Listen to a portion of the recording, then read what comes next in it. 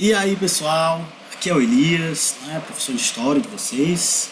A gente está aqui para a gente começar, né, nossa discussão no nono ano, e aí é muito importante que a gente retome alguns conceitos, algumas ideias que a gente já viu lá no oitavo e que são muito importantes, tanto para o nono ano propriamente dito, né, porque afinal de contas o nono ano ele vai tratar principalmente do século XX, e o século XX ah, ele é consequência de uma série de processos, né, que já se iniciavam no século XIX e anteriormente.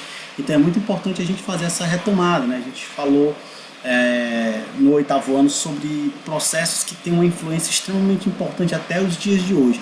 Então é muito importante a gente fazer essa retomada, né, desses conceitos, né, por exemplo, como a independência dos Estados Unidos, a Revolução Francesa, né, o Segundo Reinado no Brasil e o imperialismo são, sem dúvida, elementos de grande importância para que a gente possa compreender de forma um pouco mais profunda o que foi o século XX.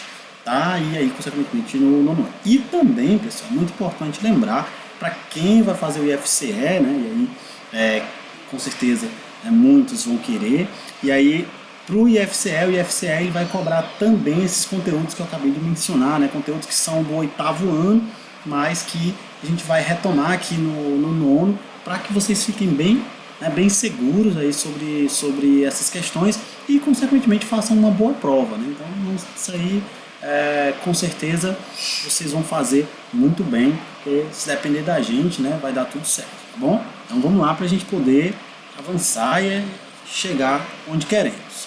Então, olha só, gente. Aí hoje a gente vai falar um pouco mais sobre a independência dos Estados Unidos, né? De uma maneira bem rápida, né? Bem geral. E um pouco mais superficial, para a gente poder relembrar. E aí, mais para frente, a gente retoma alguma coisa, caso não fique claro. Tá bom? Então, olha só. A independência dos Estados Unidos, pessoal, ela é um dos grandes eventos, né, do século XVIII. Ela, ao lado da Revolução Industrial e da Revolução Francesa, né, compõe aí um dos três principais eventos ali daquele momento e que vão marcar de forma muito profunda a história, né, da humanidade como um todo. Né? Então, a história da América, ela necessariamente passa, né, pela independência dos Estados Unidos, e a independência dos Estados Unidos ela vai ter uma influência muito forte em todo o continente americano, influenciando novas lutas por independência e também, de certa forma, estabelecendo um modelo, né, político que foi seguido por muitas das nações, né, que surgiram aqui na América. Tá bom? Então, olha só, é um evento que a gente tem como marco aí, né, 1776, né, que é a data específica da Declaração de Independência. Tá? Não é o momento mesmo oficial da independência dos Estados Unidos. Os Estados Unidos só é reconhecida a independência dos Estados Unidos pela Inglaterra lá em 1783. Olha só, então, é um evento do século XVIII, então, consequentemente, faz parte daquele conjunto de acontecimentos que a gente considera, né, a gente chama de crise do antigo regime. Então, o antigo regime, né, aquele modelo absolutista, enfim, com a sociedade estratificada, com o domínio, né, da igreja e tudo mais, isso tudo começava a ruir ao longo desse século XVIII, principalmente por influência do iluminismo. Quem lembra lá do iluminismo, a gente vai falar do iluminismo também mais para frente, mas o iluminismo ele foi um movimento, né, um movimento intelectual, científico, né, e de certa forma cultural, que surge na Europa, inicialmente na França, né, e enfim, em outros países também, né, a Inglaterra também tem seus iluministas. Na verdade ele vai se espalhando por toda a Europa, e que tinha como principal característica a razão, né, como centro da explicação, da busca, né, a uma supervalorização da razão. Era um movimento que trazia, né, em si a ideia mesmo de que o ser humano ele seria capaz, né, de explicar o mundo a partir dessa razão.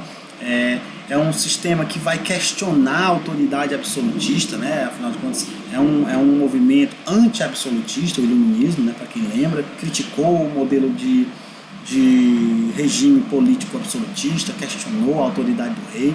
Também é um movimento que questionou a igreja, né, e o domínio que a igreja exercia, né, sobre os reinos, sobre as pessoas, né, que é chamado anticlericalismo.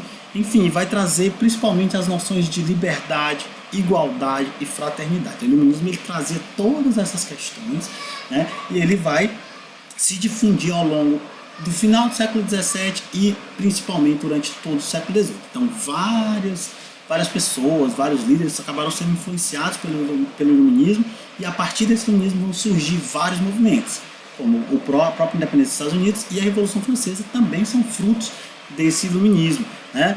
Pensadores como Rousseau, Voltaire, Montesquieu se tornaram extremamente importantes, né, a partir do século XVIII, e muitos do seu pensamento, das suas teorias começavam a ser aplicados, né?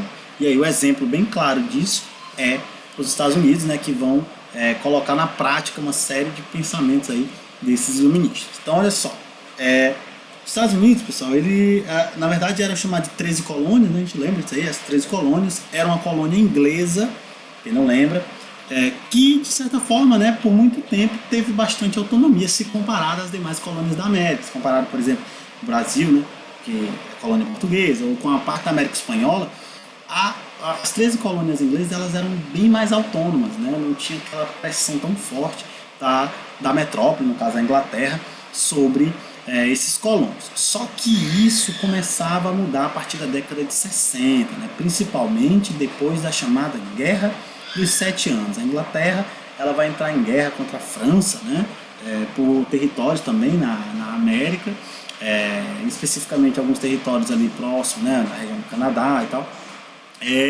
E essa guerra ela vai, né, sair bastante prejudicada, porque mesmo que a Inglaterra tenha vencido a guerra, né, muito da guerra ela gera muitos gastos, né, muitos problemas, né, que acabam sendo transportados, vamos colocar assim, para a maior parte da população, né? Então gastava-se dinheiro ao se contratar, pagar medicamentos, armas e tudo mais, e aí gerava ali aquela despesa grande, né?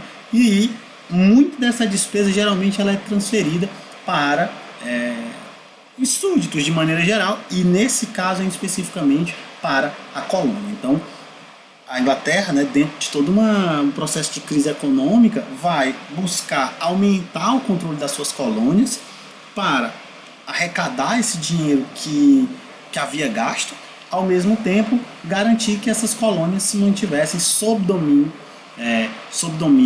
inglês. Então é nesse processo que a partir da década de 60 começam a surgir uma série de leis que vão criar um mal-estar, né, entre os colonos, e que vão levar, consequentemente, posteriormente, ao processo de rompimento com a Inglaterra. Então a gente tem a lei do açúcar, né, que colocava impostos, uma série de taxas sobre o açúcar, sobre os produtos derivados do açúcar, né, sobre bebidas, e isso afetava diretamente o comércio, né, das 13 colônias. A lei do selo, né, que durou pouco, mas também causou bastante descontentamento entre os colonos, que obrigava que tudo aquilo que era publicado, né, na colônia necessariamente precisava ter o selo real para que pudesse circular e tudo mais, então isso gerava também gastos. A lei do chá, né, que entregava o monopólio do chá à Companhia das Índias Ocidentais, Orientais, né, então a Companhia das Índias, né, passava a deter todo o monopólio desse chá, e isso vai afetar diretamente os colonos, né, que não só eram explorados no sentido de que o chá vendido pela companhia era extremamente caro, como também os insumos que eram produzidos por esses colonos e era vendido à companhia, a companhia tendia a, vamos dizer assim, desvalorizar esses produtos, né? Então isso leva, né, a um descontentamento por parte dos produtores, né, dos agricultores lá nas 13 colônias em relação a esse monopólio do chá. Isso inclusive leva, né, a chamada Festa do Chá em Boston, né, que foi um movimento aí organizado por esses colonos descontentes com a lei do chá, que vão invadir os navios da Companhia das Índias Orientais e vai derramar esse chá no mar, né, vai jogar esse chá no mar e tocar fogo, né, em algumas coisas. Então, quer dizer, isso vai gerar uma reviravolta muito grande, né? E aí você vai ter uma punição bastante rigorosa, né, dos envolvidos e também dos não envolvidos, né? Então também havia a chamada lei do aquartelamento, em que os colonos deviam ceder, né, espaço e, de certa forma, né, sustentar a vida aí de soldados ingleses que iam se estabelecer na colônia, né? Então havia ali uma presença, uma guarda constante metropolitana na colônia. Então tudo isso vai se acumulando, né? Vira ali aquele barril de pólvora, que é de certa forma coroado aí por essa festa do chá em Boston, que esses colonos revoltados jogam lá o chá no mar, e aí a coroa ela vai reprimir duramente esse movimento. E aí é justamente como repressão desse movimento que a coroa ela impõe as chamadas leis intoleráveis. E o que é isso? As leis intoleráveis foram um conjunto de leis que foram promulgadas pela coroa inglesa após como repressão, né, a festa do chá em Boston, que incluía o fechamento do porto de Boston, que era um porto extremamente importante na colônia, suspendia o direito de reunião, né, então a reunião até podia acontecer, mas elas tinham que passar por todo um processo aí de viso prévio e aprovação, vamos dizer assim. As tropas britânicas passavam a ocupar definitivamente a colônia, né, ficando ali obrigatoriamente, enfim, mantendo sempre essa tropa ali, que inclusive era mantida pelos próprios colonos, né, eram obrigados a aquartelar, né, a dar comida, enfim, tudo mais. E os colonos ficavam obrigados a indenizar a Companhia das Índias Orientais. Então aí ficava, além de tudo isso, ainda tinha que se pagar a indenização pelos navios destruídos e pelo chá derramado ao mar. Isso foi considerado, né, altamente intolerável pelos colonos, que não aceitavam essas leis, né? E aí eles vão passar a se reunir nos chamados Congressos Continentais da Filadélfia. O primeiro Congresso Continental da Filadélfia, ele ocorre ainda em 1775, né, 74, 75, e aí ali se define a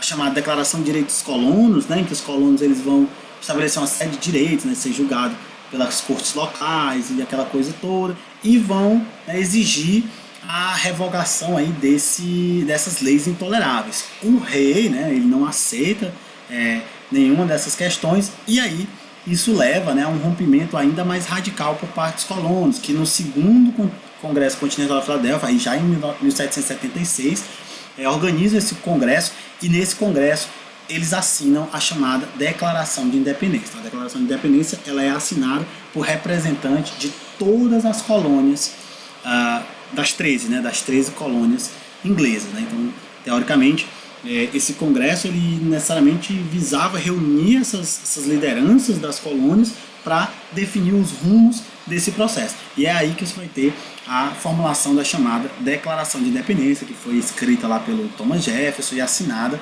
por todos os outros líderes, né?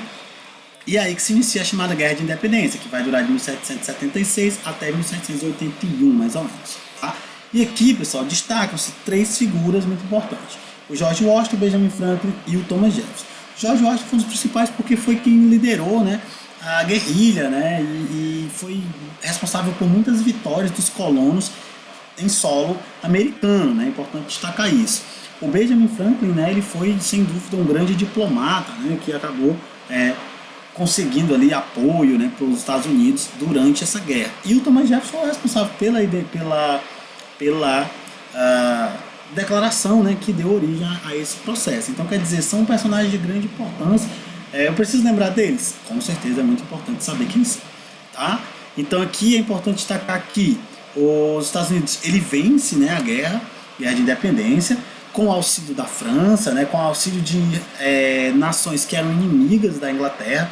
A França vai ter uma participação muito grande, né? A Holanda, né, que eram nações que eram rivais ali, que tinham disputas com a Inglaterra e que viam na independência dos Estados Unidos uma possibilidade de sair ganhando algo nesse processo.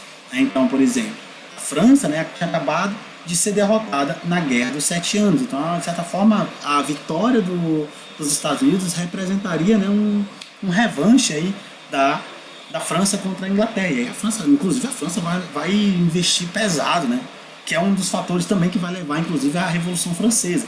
Vai investir pesado, vai enviar navio, vai enviar soldados, armas, enfim. Então, as lutas no mar, né, vão ser muito devido ao auxílio da França, já que os colonos não tinham, né, não tinham exército, não tinha navio e tal. E aí acabava que muitos colonos acabam que lutando mais na terra, né, liderados aí por vários líderes locais e no caso também o George Washington. Então, o auxílio francês, as guerrilhas vão levar os colonos à vitória em 1781 lá na Batalha de Yorktown, né? E aí eles vencem e mas a Inglaterra ainda não havia reconhecido a independência. A Inglaterra só reconhece a independência dos Estados Unidos em 1783 por meio do Tratado de Paris, né? Que ali, aí a partir de então, reconhecia-se a independência dos Estados Unidos como uma nação independente, e aí você vai ter o início de tudo aquilo que hoje a gente conhece aí dos Estados Unidos, tá? Então aqui uma imagenzinha básica, né? Só para representar aí o momento da festa do chá em Boston, né? Então tem aqui os colonos vibrando, enquanto outros disfarçados de indígenas arremessam as caixas, né, de chá ao mar, né? Então tá aqui, ó, a destruição do chá no porto de Boston. Aqui a gente tem uma imagem, né, do Congresso Continental da Filadélfia e a assinatura da Carta de Independência, né, da Declaração de Independência, né, por parte dos representantes, né, que seriam os representantes das diversas colônias, das 13 colônias inglesas. E aí aqui, imagens dos personagens que eu acabei de falar, né? Então, George Washington aqui, o Benjamin Franklin e o Thomas Jefferson, né, considerado aí os principais líderes, né, do processo de independência dos Estados Unidos, tá bom? Então é isso, né, que foi só mesmo para a gente relembrar aqui algumas questões que, para que elas fiquem bem vivas, para a gente poder começar aí o nono ano bem, tá bom? Então, muito obrigado por assistir, na próxima aula a gente vai comentar mais sobre outras coisas e aí a gente vai discutir. Então, até a próxima!